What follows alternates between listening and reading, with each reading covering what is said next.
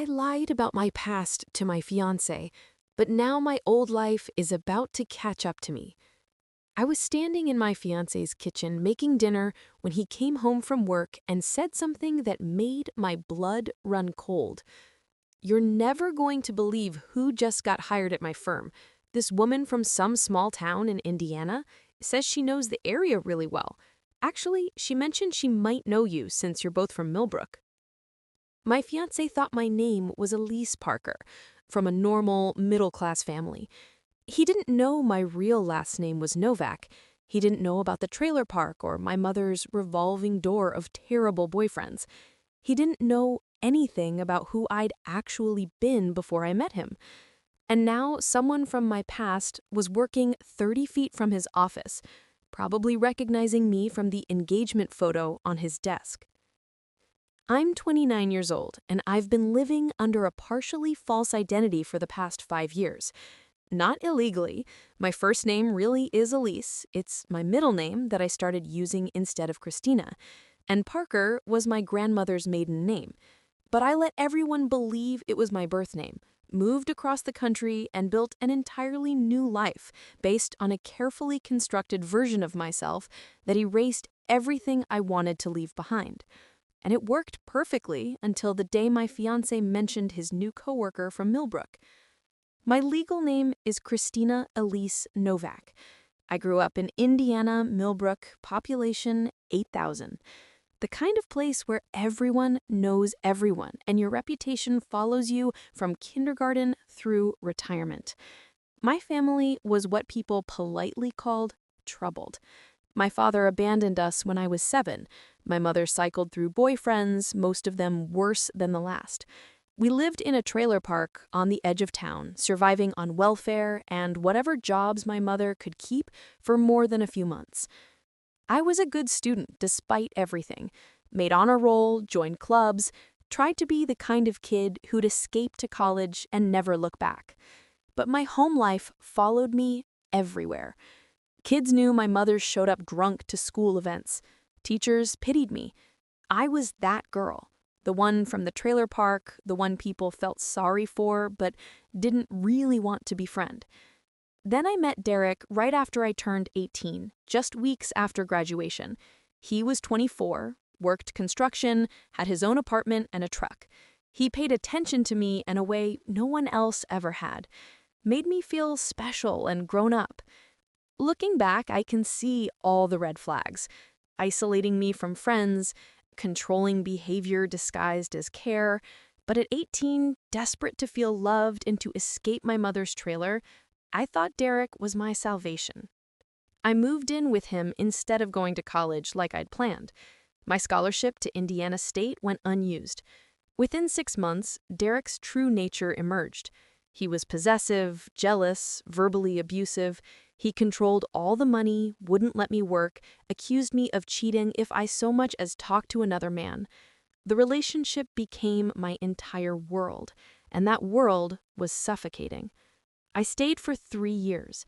3 years of walking on eggshells, of being told I was worthless, of believing I deserved the way he treated me.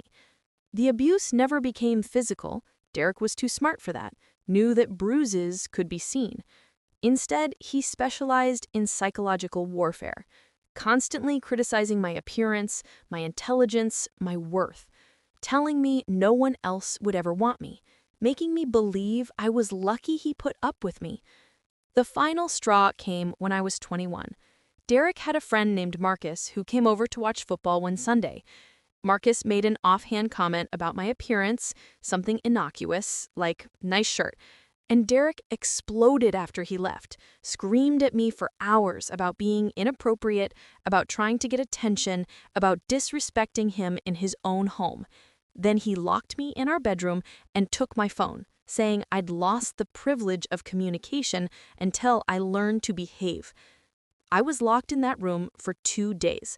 Derek went to work both days, left me with no phone, no way out, the bedroom door locked from the outside.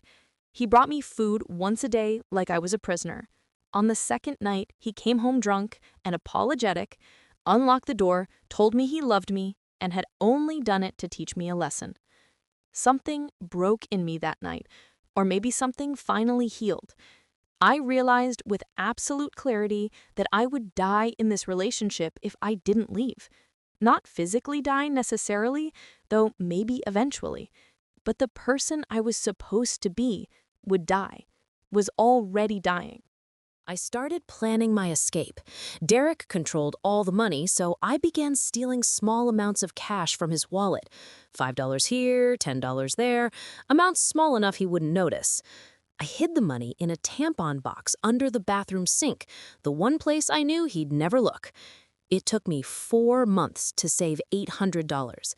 I researched resources on the library computer during the 2 hours a week Derek allowed me to run errands, found information about starting over, about leaving safely, made copies of important documents when Derek was at work, my birth certificate, social security card, high school diploma. Then one Tuesday in March, while Derek was at a job site an hour away, I packed everything I could fit in a duffel bag and left. Walked to the bus station with my $800 and bought a one-way ticket to Chicago. Didn't tell anyone I was leaving, not my mother, not the few friends I had left, no one. Just disappeared. The problem was that Millbrook was a small town. Derek knew everyone. My mother knew everyone. If I stayed anywhere in Indiana, anywhere nearby, I'd be found. Derek was the type who wouldn't accept being left. He'd search for me, and in a place like Millbrook, someone would always know someone who'd seen me somewhere. So I didn't just leave Millbrook. I left Christina behind entirely. When I got to Chicago, I was 21 years old with no job, no place to live, and nothing but my trauma and my documents. I stayed in a women's shelter for 3 weeks while I figured out my next move. The counselors there were kind, helped me think through my options, connected me with resources. That's where I met Angela, another woman at the shelter who'd also fled an abusive relationship. She was older, 35, had been through this before. She gave me advice that changed everything. Don't just move away. Become someone new. These men, they don't give up. They search social media. They call old friends. They track you down. You need to make yourself invisible. So I reinvented myself, started using my middle name, Elise, instead of Christina, started going by my grandmother's maiden name, Parker, instead of Novak in casual situations, became Elise Parker in every context except official documents. It wasn't illegal. Elise really was my name, Parker really was my family name, but it let me hide from anyone searching for Christina Novak from Millbrook. I created a new history to match my new name. When people asked about my background, I kept it vague. Said I was from Indiana, but didn't specify Millbrook. Said my family situation was complicated and I wasn't in contact with them. Said I had moved to Chicago for a fresh start. Most people didn't push for details, and the ones who did got carefully crafted half-truths that satisfied their curiosity without revealing anything real. The lies felt necessary at first. Then they just became my truth. I'd repeat my invented history so many times that Christina's real history felt like something that happened to someone else. That girl who'd lived in a trailer park with an abusive boyfriend, who'd been pitied by an entire town, she wasn't me anymore. She was someone I used to be. I worked restaurant jobs for the first year, saving money and rebuilding. Got my own studio apartment, started taking community college classes in graphic design, the career I dreamed about in high school but never pursued. Made friends who only knew me as Elise Parker, independent and confident, not Christina Novak from the trailer park. By the time I was 24, I had an associate's degree and an entry-level design job at a small marketing agency. I was good at it. I was good at being Elise. The reinvention felt complete. I dated occasionally, but nothing serious. I was too scared of relationships, too worried about someone getting too close and discovering my carefully constructed boundaries. But mostly, I was focused on building my career and my new life. Chicago felt safe. I'd been gone 3 years and Derek had never found me. My mother didn't even know what city I was in. Christina Novak had successfully disappeared. Then I met James at a friend's dinner party when I was 26. He was 31, an attorney at a corporate law firm. handsome and kind in ways that felt genuine rather than performative. We talked all night. He asked me to dinner the next week. I said yes, despite my reservations. James was everything Derek hadn't been. He was respectful, supportive, interested in my career and goals. He made me laugh. He never tried to control me or isolate me or make me feel small. Dating him felt like discovering what a healthy relationship could actually be. But I was still Elise Parker to him, still vague about my family and my hometown, still living the carefully edited version of my history. By the time I realized I was falling in love with James, the omissions and half-truths were too established to unravel without losing everything. How do you tell someone you love that you've been deliberately misleading them about your past? That the name you go by isn't the name on your birth certificate? That your entire history is carefully curated to hide the parts you're ashamed of? I told myself I'd tell him eventually, when the time was right, when we were serious enough that he'd understand why I'd been evasive. But that moment never felt like it arrived. We dated for 6 months, a year, 2 years, moved in together, met each other's families. His welcoming and normal, mine non-existent because I'd said we weren't in contact. James never pushed for details about my family or my past. Why would he? I'd been vague but consistent, and he respected my boundaries. Then last year, on my 29th birthday, James proposed. Asked me to marry me in the restaurant where we'd had our first date. Presented me with a beautiful ring and a speech about building a future together. I said yes because I loved him and wanted that future desperately. But the engagement made everything feel more urgent. Marriage meant families, meant documentation, meant a level of permanence that my carefully maintained boundaries couldn't sustain. I'd have to tell him eventually that my legal name was Christina, not Elise, that I'd been going by a different name for years, that my family situation was worse than complicated, it was non-existent by choice. I told myself I'd do it soon, right after the engagement excitement died down, when we started planning the wedding, before we sent invitations. I kept finding excuses to delay, terrified that the truth would make him see me differently, that he'd realize the woman he'd fallen in love with was built on carefully constructed omissions. Then 2 months ago, James came home from work excited about a new hire at his firm. Really sharp woman, he said, starting in our litigation department. She's from Indiana, actually. Grew up in Millbrook.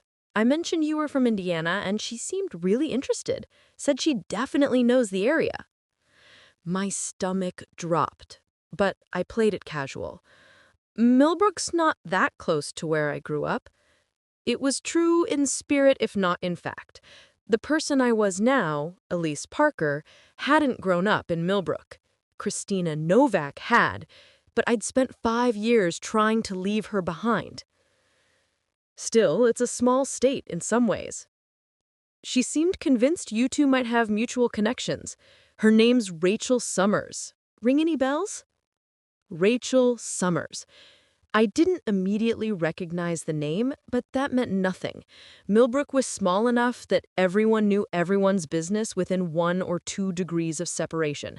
If Rachel had grown up there, she'd likely known of Christina Novak, even if we'd never been friends. I don't think that happens to any familiar, I said, carefully, but I didn't really keep in touch with people from back home. Over the following weeks, I existed in a state of low-grade panic. Every time James came home from work, I braced myself for him to mention that Rachel had said something, that she'd recognized me from the engagement photo on his desk, that she'd mentioned knowing someone named Christina from Millbrook, and wasn't it funny that his fiancée Elise was also from Indiana? I looked Rachel up on LinkedIn. Her profile confirmed she'd grown up in Millbrook, gone to the regional high school, the same one I'd attended, though she was 2 years ahead of me. I scoured her photos for any sign of recognition, but couldn't place her. Maybe we'd never actually interacted despite the town's size. Maybe she wouldn't remember Christina Novak at all. But I knew I was fooling myself. Millbrook was the kind of town where everyone knew everyone's business. Rachel would absolutely remember the Novak family, the single mother with the drinking problem, the daughter who dated that controlling older guy, the whole mess that had been my adolescence. Even if she didn't remember me specifically, she'd remember my family's reputation. Then last week, James came home from a happy hour looking puzzled. "Something weird happened today," he said, pouring himself a drink. "Rachel saw the picture of us on my desk and asked your full name. When I said Elise Parker, she got this strange look on her face. Then she started asking very specific questions about your background." My heart was pounding so hard I could feel it in my throat. "What kind of questions?" "Where exactly you went to high school, what year you graduated, if you knew various people from Millbrook." He looked at me with curiosity that was starting to edge toward suspicion. I told her I didn't know all those details, which seemed to surprise her. Then she kind of backed off, but the whole thing felt odd, like she was testing whether I actually knew you.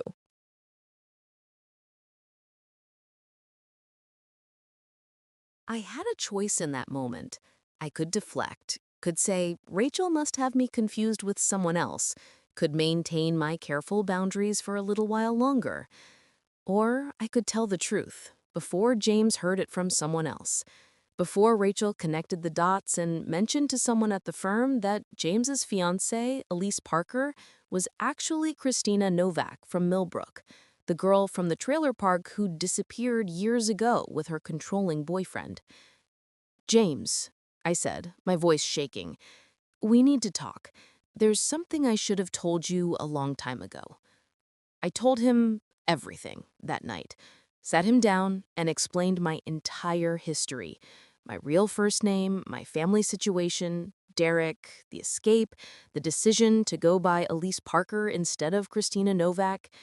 I watched his face cycle through confusion, shock, hurt, and something that looked like betrayal as he realized the woman he'd been with for 3 years had been hiding fundamental aspects of her identity.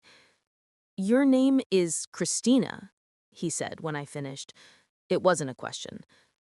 "Yes, Christina Elise Novak, but I've been going by Elise for 5 years. That's who I am now. Christina is someone I left behind."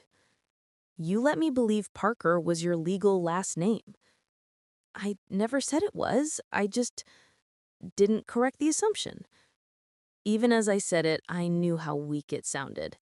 I know that's not much better than lying outright. "What else haven't you told me?" His voice was quiet, controlled in a way that scared me more than yelling would have. "Nothing about us is fake. Everything about our relationship, who I am with you, that's all real. The omissions were only about my past, about things I was ashamed of." "Your past is part of who you are. You hid your real name from me for 3 years. You let me believe Parker was your legal last name. You were going to marry me without telling me any of this." His hands were shaking. "How am I supposed to trust you when you've been hiding something this fundamental?" We talked for hours. I tried to explain the necessity of the reinvention, how I'd needed to become someone new to feel safe after leaving Derek, how the shame of my background had made me want to erase it completely, how I meant to tell him, but the longer I waited, the harder it became. James wasn't yelling or cruel. That almost made it worse. He was just deeply hurt and lost, trying to reconcile the woman he knew with the reality that she'd been deliberately hiding parts of herself since the day they met. "I love you," I said, tears streaming down my face. "I know I should have told you earlier. I know I handled this wrong. But everything between us is real. The person I am with you, that's not fake." "How do I know that?" James asked, and his voice broke. "How do I know anything about you is real when you've been hiding your actual name for 3 years?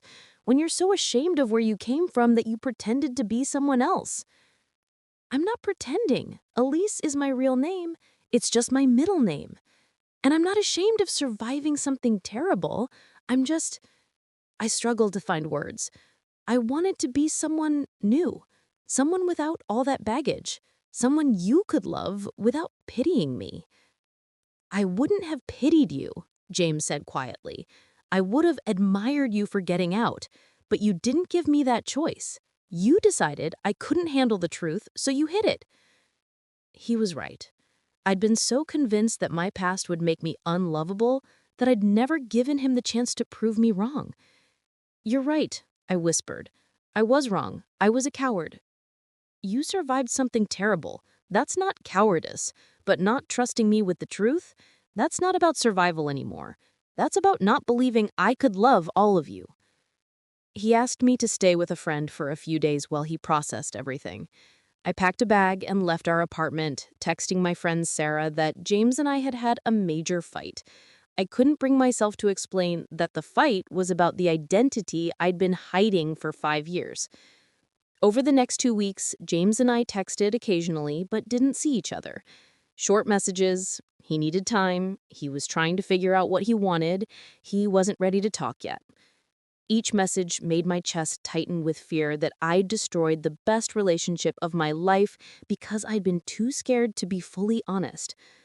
I also heard through his brief texts that Rachel had indeed recognized me.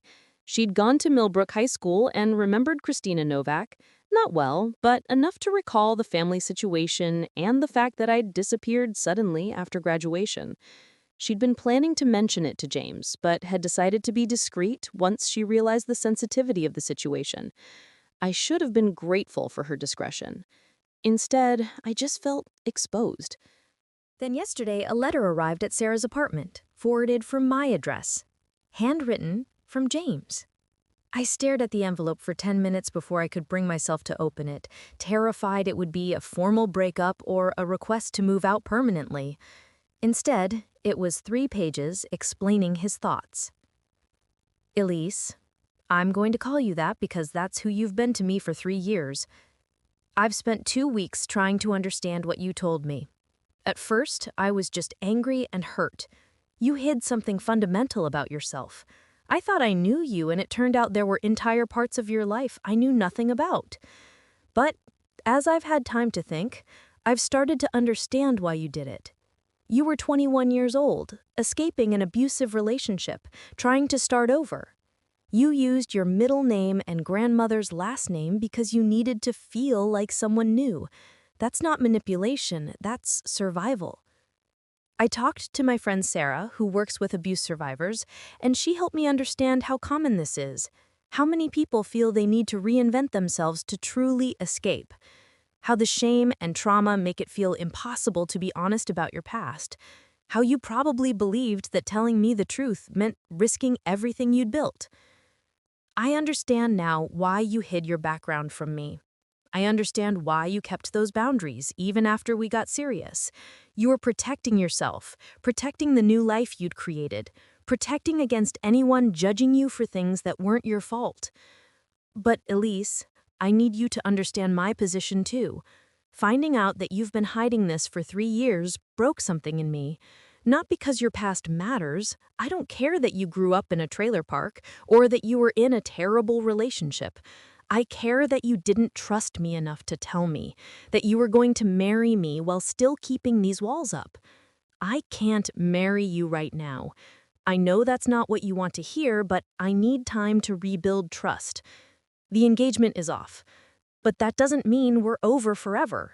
I still love you. I still want a future with you. I just need us to start over with complete honesty.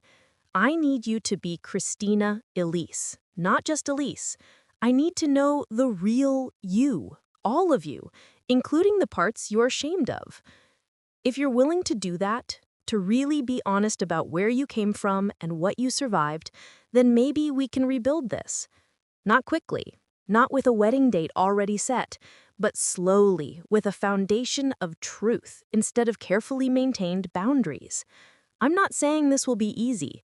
I'm not promising we'll definitely work out. But I'm saying I'm willing to try if you are. Because the woman I fell in love with is still you. I just need to love all of you, not just the parts you decided were safe to share. Take some time to think about whether you can be that vulnerable, whether you can let me see Christina as well as Elise. And if you can, call me. We'll start again. James. I must have read that letter 20 times last night.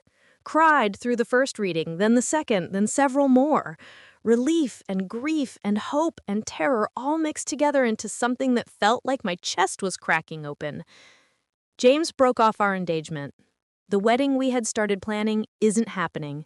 The future I'd imagined is gone. But he's offering me something else. A chance to build something real based on honesty instead of carefully curated presentations of myself. I know what I need to do. I need to stop being ashamed of Christina Novak. I need to accept that my past, the trailer park, the terrible relationship, the escape, is part of my story, and hiding it doesn't make it disappear. I need to be brave enough to let James see all of me, including the parts I've spent 5 years trying to bury. It's terrifying. Everything in me wants to keep hiding, to maintain the clean separation between who I was and who I am. But I can't build a future with James or with anyone on a foundation of shame and omission. Angela from the shelter was right that I needed to reinvent myself to escape, but she was wrong that I could keep that reinvention going forever without it costing me something important. I called James this morning, told him yes, I wanted to start over with complete honesty. My voice shook the entire conversation, but I got the words out. We're meeting for coffee tomorrow. Just coffee, just talking, nothing more. Starting from the beginning like we're strangers getting to know each other for the first time. Except, this time, I'm going to introduce myself as Christina Elise Novak. I'm going to tell him about growing up in Millbrook, about my mother and the trailer park and Derek. I'm going to let him see the parts of me I've kept hidden, trust that he meant what he said in his letter about not judging me for things that weren't my fault. I don't know if we'll make it. The trust is broken and it might be impossible to fully rebuild, but I owe it to both of us to try, to be honest, to let him see Christina as well as Elise instead of treating them like separate identities. Rachel Summers inadvertently gave me a gift. She forced the confrontation I'd been avoiding, pushed me to be honest before I could keep hiding indefinitely. I should probably thank her, though that would be incredibly awkward. It's been 5 years since I left Millbrook as Christina Novak. 5 years of being Elise Parker, independent and confident and free from my past. I thought that reinvention had to be complete, that letting anyone see Christina would destroy everything I'd built. But maybe the real freedom isn't in erasing who you were. Maybe it's in accepting your history without letting it define you. Maybe it's in finding people who can love you for surviving, not despite it. I don't regret using my middle name and grandmother's last name to feel safe. That reinvention saved me in a lot of ways. But I'm ready now to stop being ashamed of where I came from. Christina Novak survived things that could have broken her. She got out. She built something better. That's not something to hide. That's something to honor. So tomorrow I'm meeting James. Going to start the hard work of being completely honest for the first time in 5 years. Going to find out if love can survive the truth or if the walls I built to protect myself made real intimacy impossible. Either way, I'm done hiding from my past. Christina Novak is part of me, and it's time to stop treating her like something shameful that needs to stay buried. The coffee shop James suggested was neutral territory. Not our usual place, not anywhere loaded with memories. Just a quiet cafe in a neighborhood neither of us frequented. I arrived 10 minutes early and sat at a corner table, my hands shaking so badly I had to clasp them together in my lap. When James walked in, my heart did that same flip it had done on our first date 3 years ago. He looked tired, like he hadn't been sleeping well. That made 2 of us. He saw me and hesitated for just a moment before walking over. "Hi," he said. Hi. My voice came out barely above a whisper.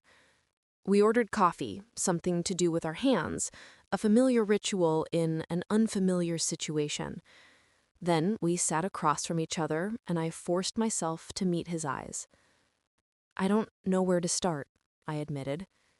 Start with your name, James said gently. Your full, real name. Christina Elise Novak. It felt strange saying it out loud after 5 years of being just Elise. I was born in Millbrook, Indiana on April 15th, 1996. My father left when I was 7, and I never saw him again. My mother raised me in a trailer park on the east side of town. James listened, didn't interrupt, didn't judge, just listened as I told him everything. The details I'd kept hidden for 3 years spilled out.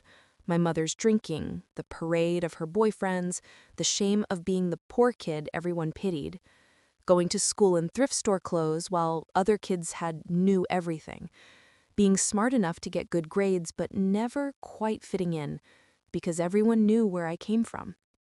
There was this thing that happened in 5th grade, I said, surprised by my own words. I'd never told anyone this story. We were supposed to bring family photos for a project. I didn't have any recent ones. My mom wasn't big on family photos. So I brought this old picture of me and my dad from before he left. And this girl, Madison, she looked at it and said really loudly, "That's your dad? My mom says your dad abandoned you because your family was too trashy." And the whole class heard. James reached across the table and took my hand. I hadn't realized I was crying. The teacher made her apologize, I continued, but it didn't matter. Everyone already thought it. I was Christina Novak from the trailer park with the drunk mom and the dad who didn't want her. That was my identity for my entire childhood. That must have been so lonely, James said quietly. It was. And then when I was 18, right after graduation, I met Derek. I told him about Derek too. The isolation, the control, the slow erosion of my sense of self, the way abuse doesn't always leave visible marks but can destroy you just as thoroughly. When I finally left, I wasn't just running from Derek, I was running from Christina Novak, from being that person everyone pitied. So you became Elise. So I became Elise, I agreed. It felt like putting on armor. Elise Parker from Indiana. Vague enough to be true, specific enough to be believable. Elise didn't have any of Christina's baggage. She was confident and independent and had a future. Christina was just broken. You were never broken, James said firmly. You survived. There's a difference.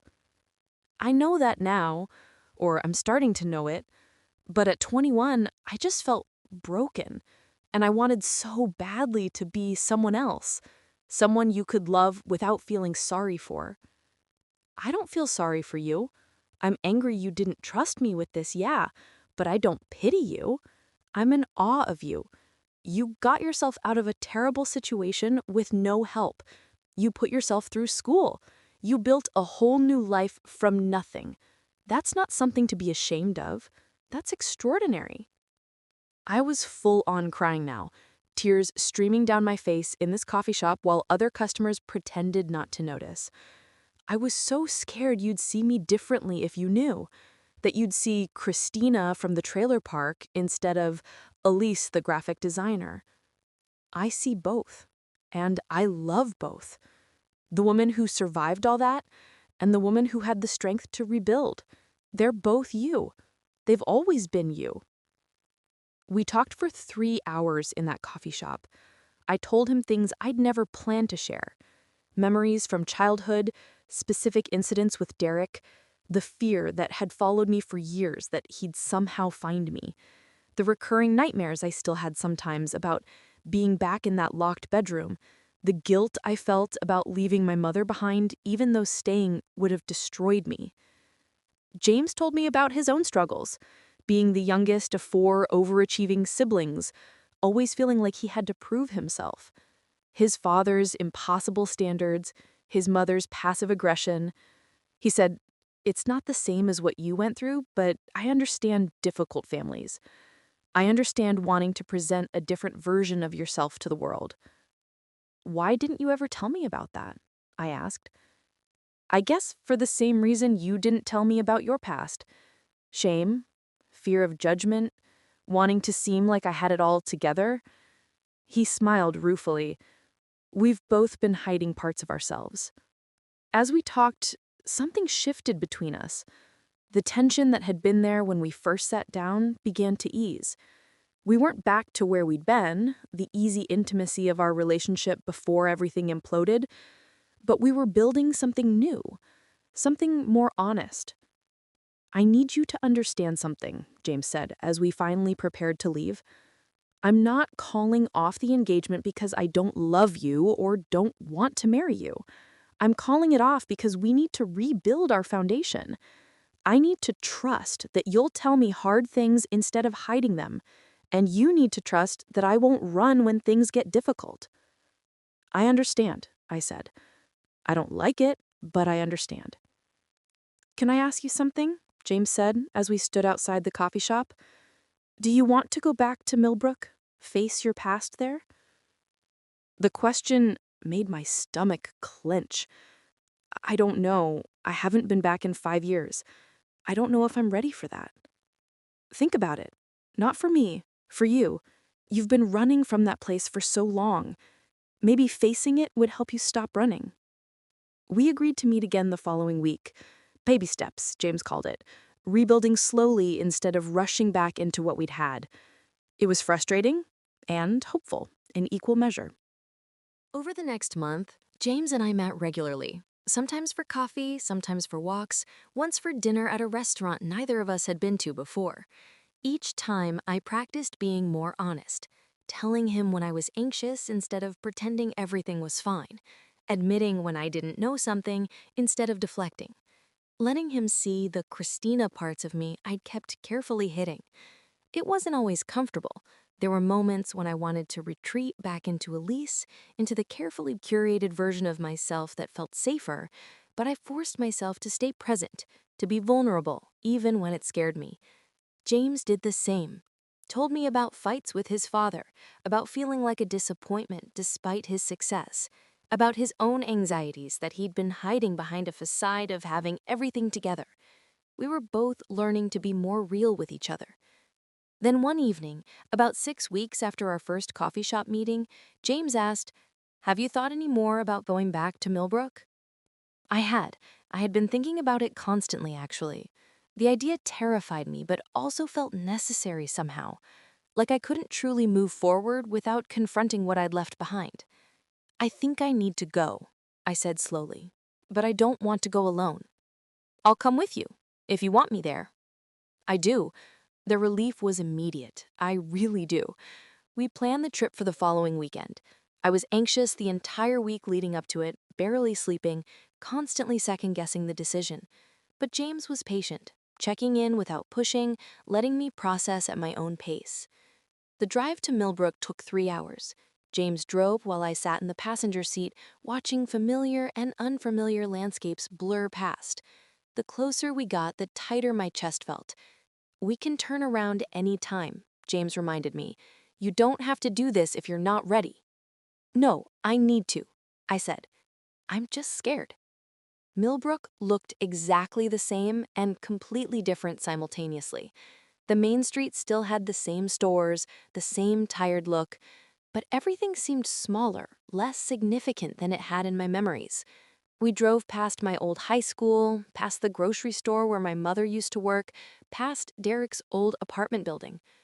"Where do you want to go?" James asked. "The trailer park first, where I grew up." My hands were shaking as we pulled into the trailer park. It looked even more run down than I remembered. Weeds growing through cracked asphalt, trailers with missing skirting, abandoned cars scattered throughout. We parked in front of the trailer I'd grown up in. It looked occupied. There was a different car in the driveway, different curtains in the windows. "This is where you lived," James said softly. "This is where Christina lived." I corrected. Then I paused. No, this is where I lived. Christina and Elise are both me.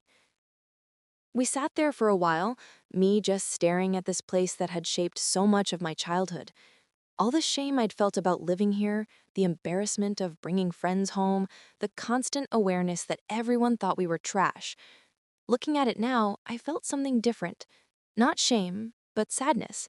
Sadness for the kid I'd been, for my mother who'd done her best even if it wasn't good enough, for all the struggle that had happened inside those thin walls. Do you want to knock? See if your mother still lives here? I'd been wondering the same thing. 5 years of no contact. 5 years of her not knowing where I was or if I was okay. That made me a terrible daughter by most standards, but it had also been necessary for my survival. Not yet, I said. Maybe not today. But I want to find out if she's still in town. If she's okay. We drove to the library, the one place in Millbrook that held good memories. I'd spent countless hours here as a kid, escaping into books, using the computers, existing somewhere that felt safe and quiet. The librarian was different, but the building felt the same. I asked casually if they had a current phone directory, found my mother's name, Diane Novak, still at the same address. So she was alive, still in Millbrook, presumably still struggling in the same patterns. I need to think about whether I'm ready to see her. I told James as we left the library, whether I even want a relationship with her. That's fair, James said. You don't owe anyone a relationship just because they're family, especially if that relationship was harmful. We drove past Derek's old apartment complex next. My heart rate spiked even though I knew, logically, he probably didn't live there anymore. It had been 5 years. Still, the sight of the building brought back visceral memories. The locked bedroom, the constant criticism, the feeling of being trapped. That's where he lived, I told James, my voice shaking. Where I lived. Do you want to stop? No, God, no. I just wanted you to see it, to understand what I was running from. As we drove away, I felt something release in my chest. I'd been back to these places that had haunted me for 5 years, and they were just places, buildings and streets and normal locations. They had power in my memory, but seeing them again stripped away some of that power. They were real and ordinary, not the monsters I'd built them up to be. We stopped for lunch at a diner on the edge of town. I was picking at my food, lost in thought, when someone stopped at our table. Christina? Christina Novak? I looked up to see a woman about my age, blonde, vaguely familiar. It took me a moment to place her. Ashley Morrison had been Ashley Kent in high school. We'd been in the same grade, not friends, but friendly. Hi, Ashley, I said, my voice steadier than I felt. Oh my God, I can't believe it's you. No one knew what happened to you. You just disappeared after graduation. Your mom even didn't know where you'd gone. Ashley slid into the booth without being invited, clearly excited by this unexpected reunion. Where have you been? Chicago. I moved there for school and work. And you go by Elise now? I saw on Facebook you're Elise Parker, but I recognized you from your pictures. Why'd you change your name? I glanced at James, who gave me an encouraging nod. Elise is my middle name. I started using it when I moved. Wanted a fresh start. Because of Derek? Ashley asked bluntly. Everyone knew that relationship was toxic. We were all worried about you, honestly. Then you both just disappeared and we figured you'd run off together or something. I left him, I said firmly, 5 years ago. Best decision I ever made. Good, Ashley said emphatically. He was terrible. I'm glad you got out. She looked at James with open curiosity. And who's this? This is James, my fiancé. The word felt strange, but right. We were technically not engaged anymore, but I realized I still thought of him that way. Still wanted that future with him. Congratulations, Ashley said. So you're doing well? You look really good, happy. I am, I said, and meant it. I really am. We chatted for a few minutes before Ashley excused herself, making me promise to find her on Facebook, saying how great it was to see me. After she left, James reached across the table and squeezed my hand. You okay? Yeah, I said, surprised to realize it was true. I am. That wasn't as terrible as I thought it would be. You told her the truth, James pointed out, about leaving Derek, about starting over. You didn't hide. He was right. I'd been honest with Ashley in a way I'd never been honest with anyone in Chicago. Hadn't pretended my past didn't exist or made up elaborate stories to avoid the truth. Just stated simple facts. I'd moved. I'd built something new. We spent the rest of the afternoon driving around Millbrook, me pointing out significant locations and telling James stories. The good ones this time. The park where I'd learned to ride a bike, the ice cream shop where I'd worked one summer, the community center where I'd volunteered. Christina's life hadn't been entirely terrible. There'd been good moments too, buried under all the struggle. As we prepared to leave town, I made a decision. I want to leave a note for my mother, I said, at the trailer. I'm not ready to see her, but I want her to know I'm alive and okay. James pulled into a gas station, and I bought a card, something generic about thinking of someone. Inside, I wrote carefully, Mom, I know it's been 5 years with no contact. I'm sorry for that. I know you must have worried. I needed to leave and start over, and I couldn't figure out how to do that while staying connected to Millbrook. I'm doing well. I live in Chicago, I have a good job, and I'm happy. I'm safe and healthy and building a good life. I'm not ready to reconnect yet. I might not ever be ready. I'm still figuring that out. But I wanted you to know I'm okay. You can stop worrying. Christina. We drove back to the trailer park and I left the card in the mailbox. My hands shook as I did it, but I felt lighter walking back to the car. The drive back to Chicago was quieter than the drive to Millbrook had been. I was exhausted, emotionally drained from facing so many ghosts in one day. But I also felt something like peace. I'd gone back. I'd survived it, and I'd been honest through all of it. Thank you, I told James as we pulled into the city, for coming with me, for not judging any of it. There's nothing to judge, James said, just things to understand. Over the next few months, James and I continued rebuilding. We went to couples counseling, his suggestion, which I initially resisted but came to appreciate. The therapist helped us work through trust issues, communication patterns, the walls we'd both built around vulnerable parts of ourselves. I also started individual therapy, working through the trauma from Derek, the shame about my background, the habit I'd developed of hiding instead of being honest. It was hard, bringing all that stuff to the surface and examining it, but it was necessary. I stayed in touch with Ashley from Millbrook. We weren't close friends, but we'd message occasionally on social media. Through her, I learned that Derek had moved to another state years ago. He wasn't a threat anymore, if he ever really had been after I had left. Knowing that helped ease some anxiety I hadn't even realized I was still carrying. I also learned that my mother had gotten the card. Ashley mentioned seeing her at the grocery store, that Diane had been crying while telling someone her daughter had finally reached out. I felt complicated things about that.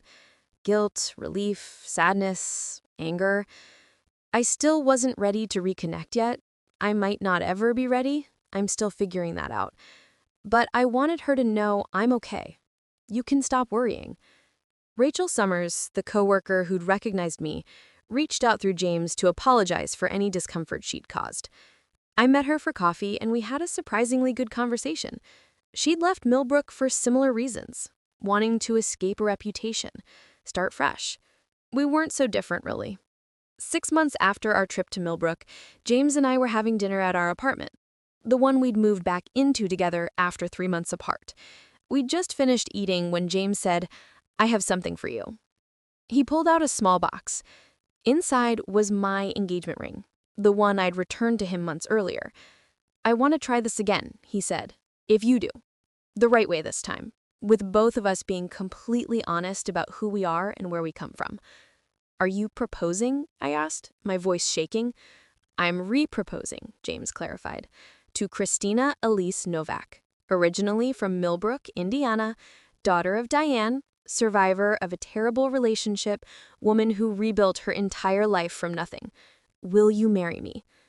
I was crying again. Seemed like I cried constantly these days, but they were different tears than before. Not tears of shame or fear, but of relief and joy. "Yes," I said. "Yes, I'll marry you." We set a date for the following spring. This time I was honest about everything on the wedding planning. My legal name was on all the documents. I told vendors my background when relevant. I stopped hiding Christina and integrated her into Elise. The hardest decision was whether to invite my mother. James left it completely up to me, said he'd support whatever I chose. After weeks of deliberation and several therapy sessions dedicated to the question, I decided to send her an invitation.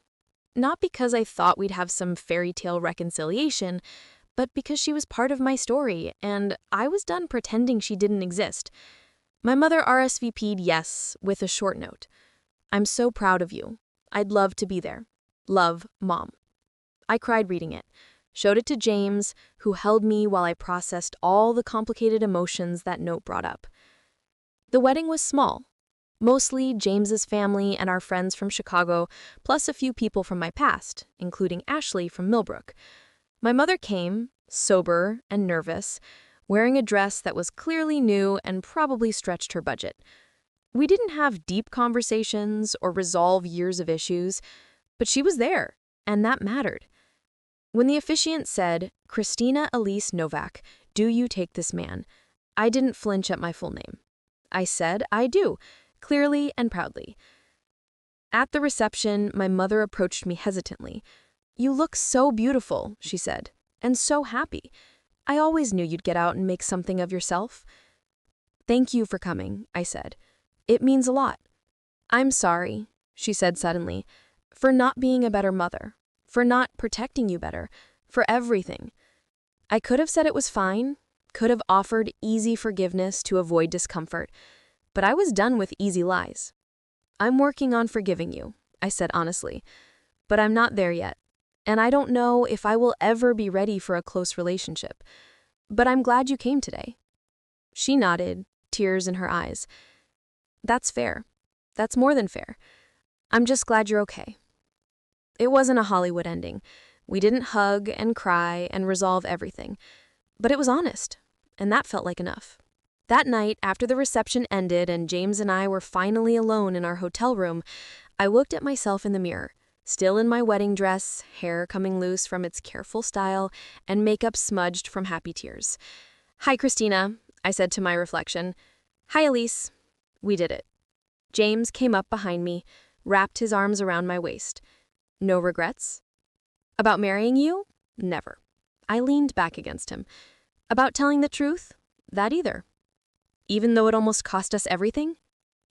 "Especially because of that," I said.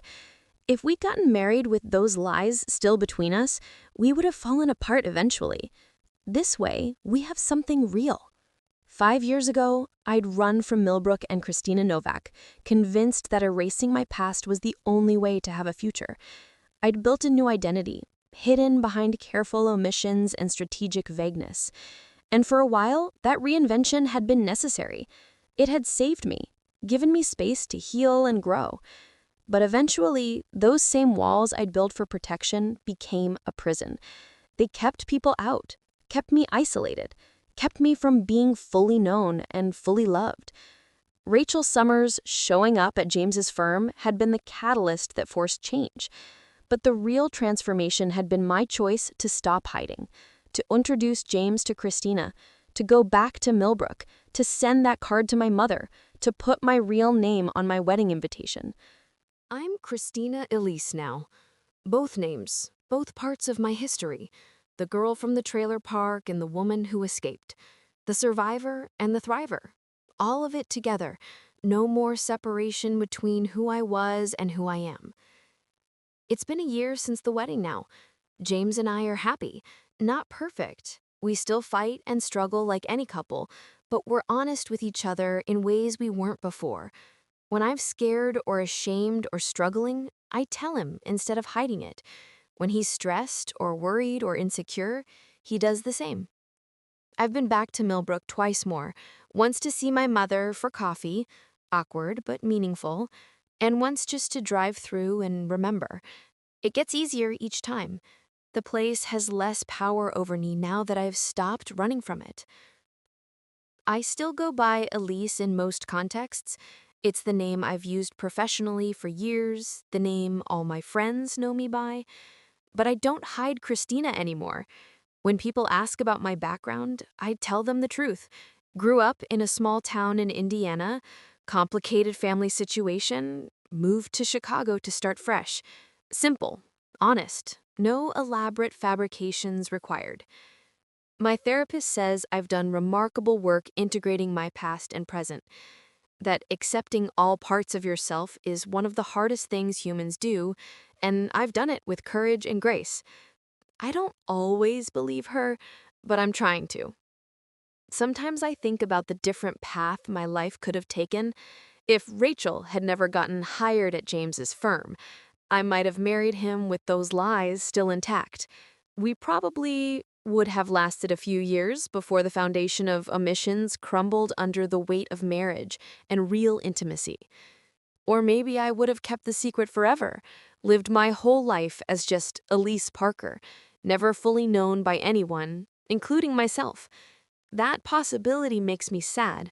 All that hiding, all that shame, all those walls for nothing. Instead, I'm here, married to a man who knows everything about me and loves me anyway, connected, however imperfectly, to my mother and my past, at peace with being Christina Elise Novak. All the messy, complicated, imperfect parts. The hardest lesson I've learned is that you can't build something real on a false foundation. The lies I told to protect myself ended up almost costing me everything I wanted, only by tearing down those carefully constructed walls and letting James see the real me, scared and scarred and still healing, could we build something that would last. I'm not completely healed. I don't know if anyone ever is from that kind of trauma, but I'm healing more every day. And I'm doing it as my whole self, not as a carefully edited version designed to be acceptable. That's the story of how my carefully hidden past caught up with me, how I almost lost everything by trying to protect myself, how I learned that being fully known is scarier than being alone, but infinitely more worth it. If I could go back and tell 21-year-old Christina anything, I'd tell her that running away was the right choice, but that she couldn't run forever. That eventually she'd have to stop and face what she left behind. That the shame she felt about her family and her past wasn't hers to carry. It belonged to the people who'd hurt her and failed her, not to her. I'd tell her that she'd survive the fear of being fully known, that she'd find someone who could love all of her, not despite her past, but including it. That honesty was harder, but better than any carefully constructed lie. But mostly, I'd tell her that Christina Novak wasn't something to escape or erase.